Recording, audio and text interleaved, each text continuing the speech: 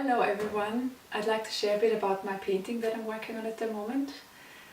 It is a commission that I received from my uncle, and he had visited a monastery in Lower Austria where he had seen this wall painting of St. George and Christophorus, and he asked me if I would paint that for the entrance of his house, and I said sure, I'd love to do that. And so he delivered this metal plate, and I've been working in probably one of the most beautiful ateliers, which is my mother's garden, and I've been absolutely enjoying being outside while painting this and having the mountains in the background and the lake and all these beautiful plants and animals and little birds visiting. And sometimes in the breaks I've been just going to the grapes or eating some berries or some apples. So it's been really a joy for me to paint this. And also, this subject is quite new for me. I haven't really done much in this direction, so it's been really a great exploration. So it is quite unusual that we see those two saints together in one piece. Usually you see either Saint George slaying the dragon, or you see Christophorus carrying Christ. So as I was working on it, I was kind of wondering, what is the similarity, or what are the elements in the story that are kind of similar. Saint George and Christophorus, they gave their life for their faith. They did something that helped humanity. They were not just living for themselves, but they were serving a higher purpose. So I'd like to share a bit about the story of Christophorus, which is really very touching for me. So there was a boy named Ophrus, and he was very, very strong. When he was growing up, he had already such muscles, and he looked like a giant. And he was very, very good-hearted. He was always very kind and helping his father with the various works on the field and the farm. And so one day his father sent him out on a field to do the plowing. And after a little while the horses were too slow for him, so he just let them free, and he started to push the plow through the field with great speed. But after a few hours it just broke under his great strength. That was with everything that he touched, everything broke because he was just too powerful. And so his father was very sad about it, because he saw how, what good intentions he had and what a good heart he had. But he said, my son, you have to go find a greater master, so you can really use your strength well. So he left the family, he left the house, and he asked everyone he met on the way, who is the greatest master that I can serve?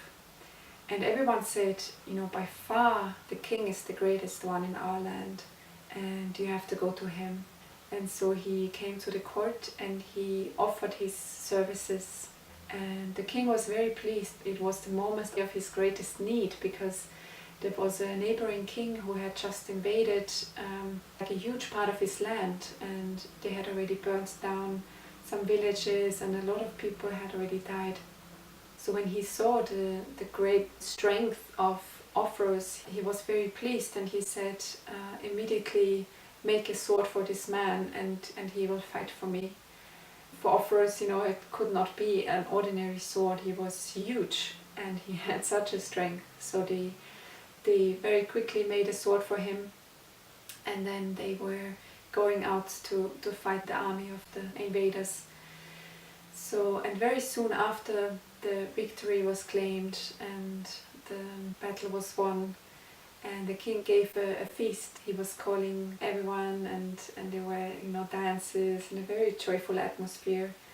Of course, a lot of food and wine, and there was also a harpist playing. And in one of the songs it so happened that the devil was mentioned, and Ophrus, as he was observing the king, at the moment when the devil was mentioned, he was looking very unwell and he was making the sign of the cross. And so afterwards the king asked him how he found the song, and Ophrus said there was just one thing that he was wondering about, and that was why he made the sign of the cross, what that meant. And so the king explained that the devil was very powerful, and that he had rulership over the whole earth. So Ophrus thought to himself, if my master is afraid of an even greater master, then I have to go and find him and serve that one.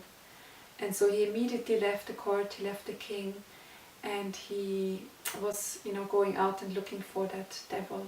And he was asking everyone, where's that realm of that devil, where to find him. And the people were looking rather alienated by this strange request.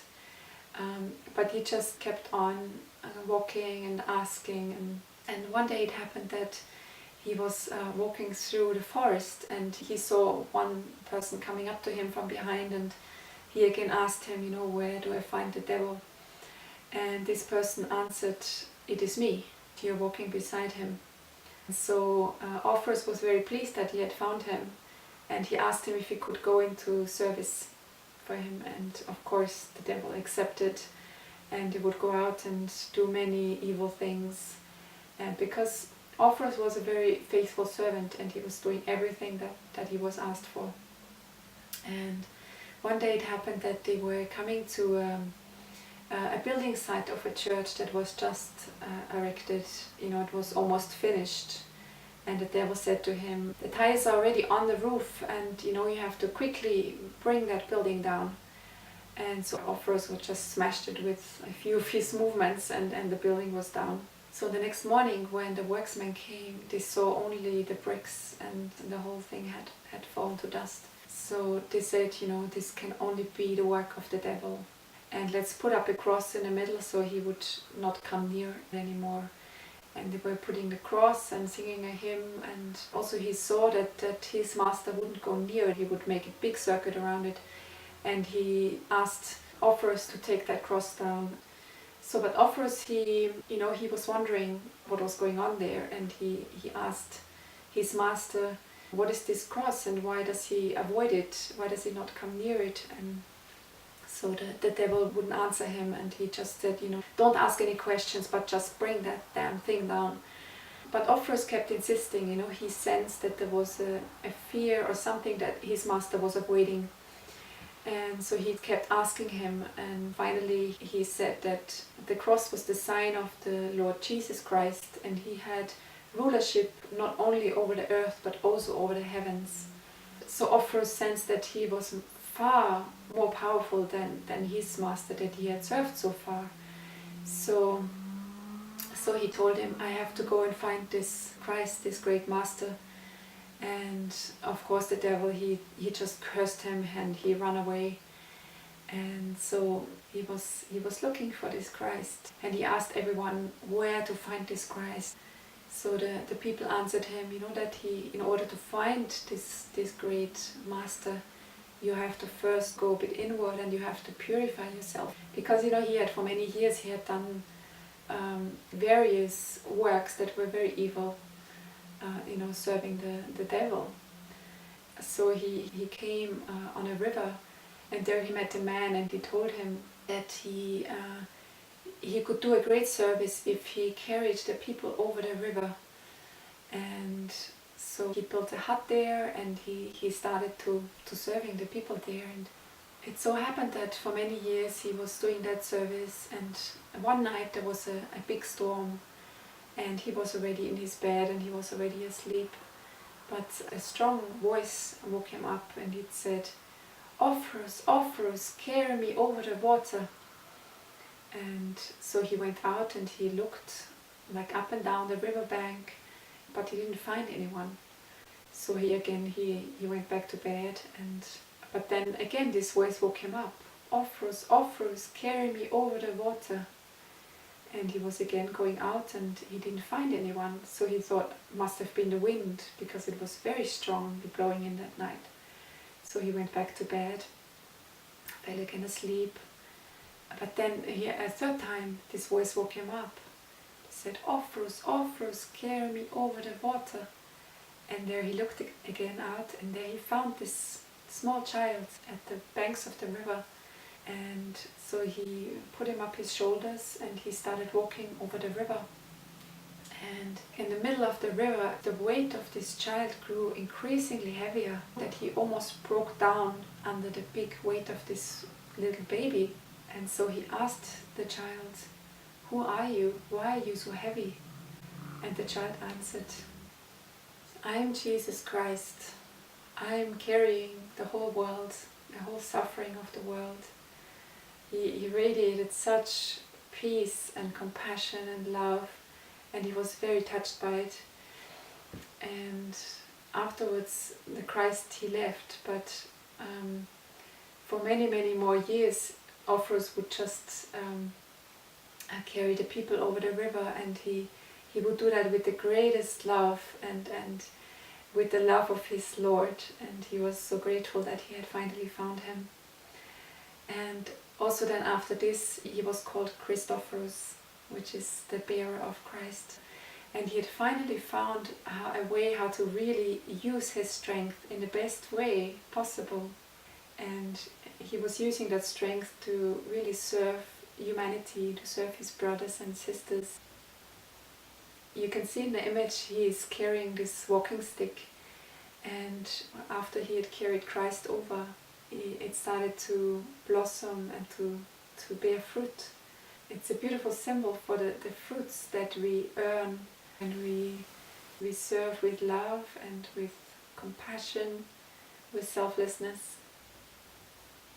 And so also Saint George, he's giving his life, he's risking his own life in order to slay this dragon, which is such a threat to a whole kingdom. And even just if you come close to it, you die from his breath. There was always one being who had to be sacrificed to this dragon. So it was very terrible. The whole kingdom was in danger. The daughter of the king, by law, she had to be sacrificed. And so Saint George said, "Let me kill this dragon." It's a very strong symbol. I feel that dragon is not just something that is outside of us as like a threat, but actually it comes within us in our own consciousness. It comes as pride, it comes as arrogance, as selfishness, as vanity, like all of those characteristics of our egoic nature. If we subdue and conquer those negative influences and recognize them within us and make a choice to let go of them, then we turn towards the light, and we make way for the sweetness of the holiness, and we purify our heart, so it becomes a temple for the Lord to come. I hope you enjoyed this video. If you'd like to see more of my art, you can follow the link of my website. And also, I'm very happy to hear from you if you are inspired by this video, if you would like to share some thoughts on it, or if you are inspired to commission me for a painting. I'm very happy to hear from you. So may God bless you, and may you be happy and well.